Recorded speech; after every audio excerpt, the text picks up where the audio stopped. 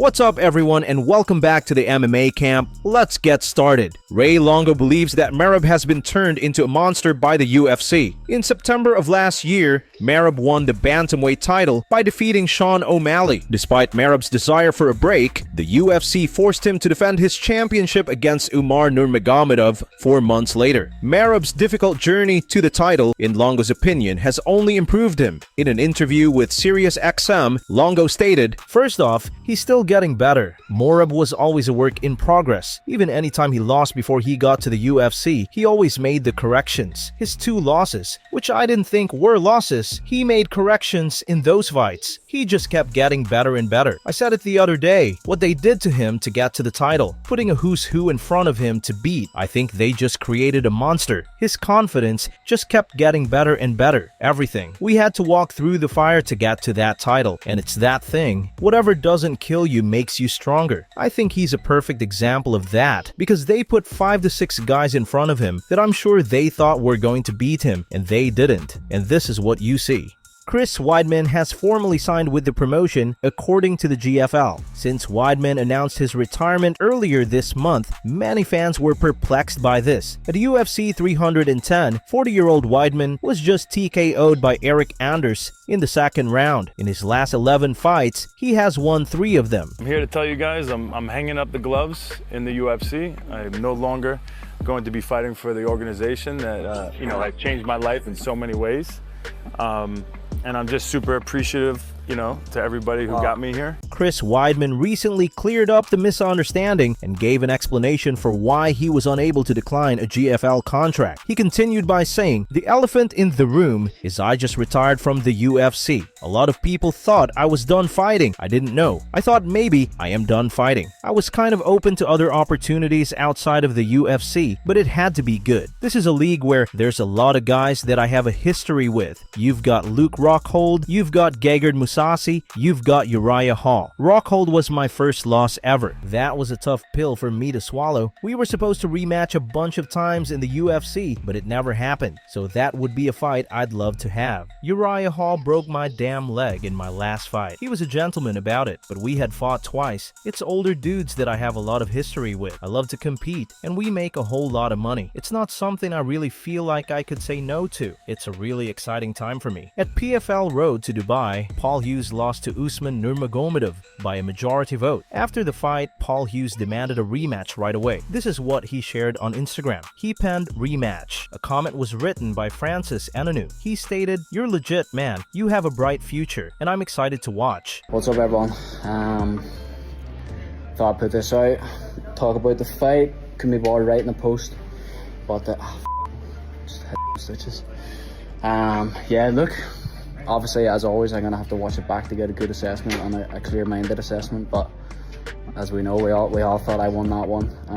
I think the judges' scorecards were pretty ridiculous, but I mean, as I say, I'll watch it back with a clear mind. I'm just judging from the energy of the arena and everyone surrounding the cage. I thought it was mine. I'm not going to make excuses though. I should have pushed harder. And I will the next time. I know we'll fight again. Felt like the stoppage with the 4th round with the head clash changed the momentum of the fight. I feel like I was breaking him. I was ripping him so hard to the body, and I felt him releasing.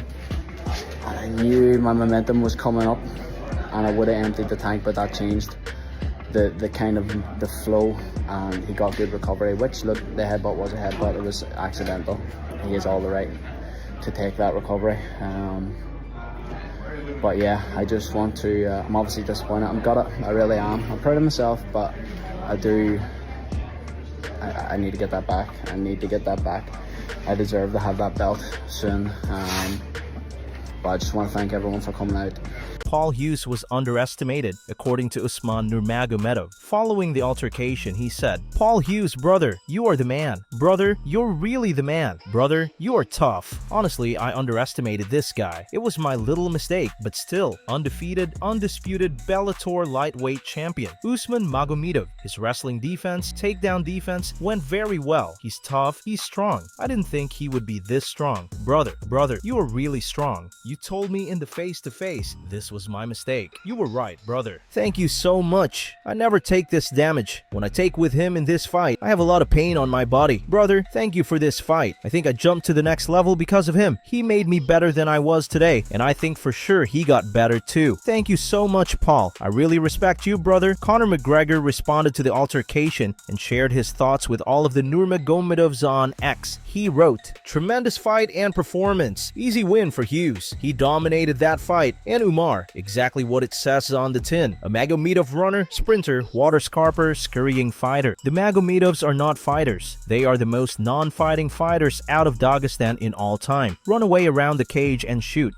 Dagestan is better than the Nurmagomedovs, and that is a fact." Islam and Khabib were on Usman's side. Following the altercation, Khabib shared this on X. "Thank you for the fight, Paul Hughes, and for the experience. I invite you and your whole team and family to Dagestan anytime you want. Believe me, you will like it, and your arrival will serve as a good example for many young generations." In a TikTok video, Tom Aspinall explains why he dislikes engaging in face-offs with fans. He claims that he doesn't even enjoy competing against his rivals, much less a fan. Since Tom asked John Jones to engage in a face-off when he first encountered him, he is receiving a lot of criticism in the comment area. All the best. Do a quick picture.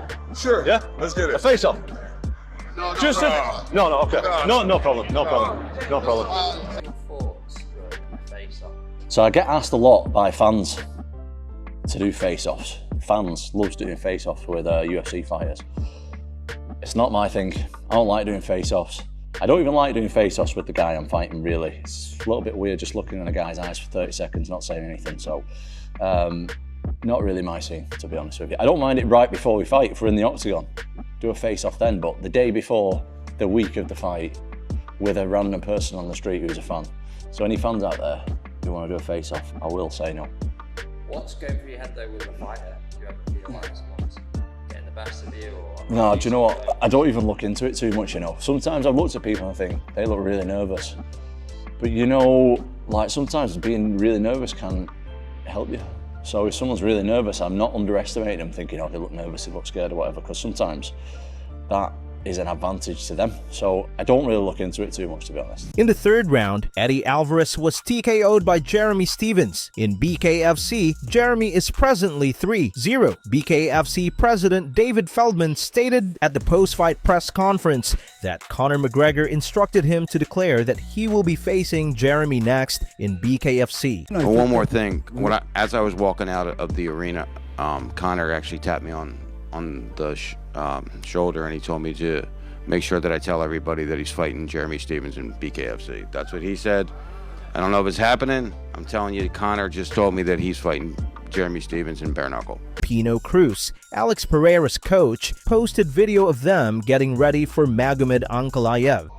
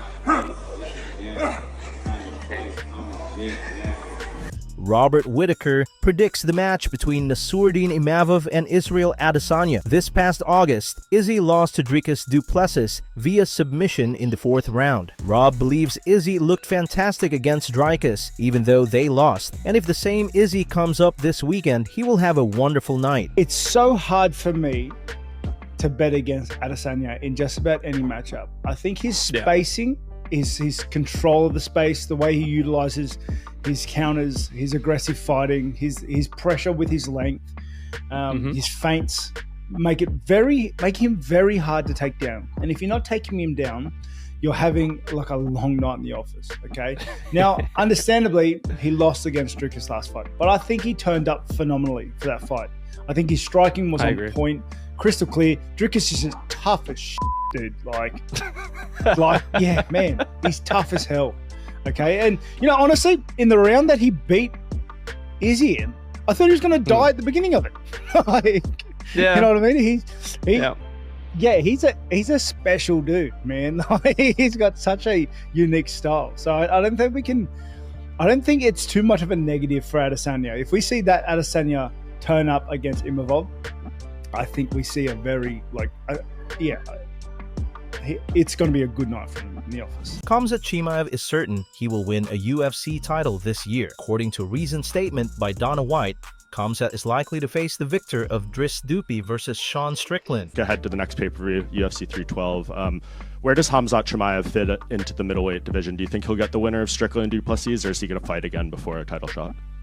Yeah, I think he probably gets the next shot. This was posted to X by Khamzat. He wrote, 2025, I will take this belt, inshallah, and no one can stop it. During his Twitch live stream, Colby Covington had some things to say about Jorge Masvidal. Do you know who Jorge Masvidal is? Jorge Masvidal? Love that. Look at that. She don't even know who Jorge Masvidal is. Guy's a bum. He's a schmuck. Who is that? Who is that? I love that. You're amazing. That's all. I don't know anybody. That's amazing.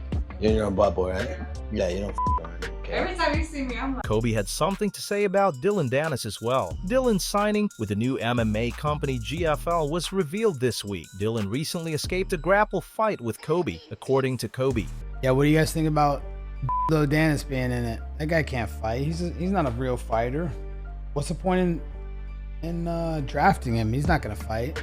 The guy won't even grapple. He was in New York one time. My friend Bo Loudon was trying to set me up to grapple. He wouldn't even grapple with me. That's how scared he is. He's afraid. Won't even do a grappling match. His best thing that he's supposed to be good at, and he's not even good at that. There's probably a reason that Connor's not training with him no more. The guy's all talk. He's no walk. You know, no one wants to be around someone that just always talks and has no substance, doesn't back up what they say. So until he starts actually getting merit and accomplishments, like, don't act like you've been there, bro. Like, you're an absolute nobody. You're not a real fighter. People know what real fighters look like, and you guys know he's not a real fighter.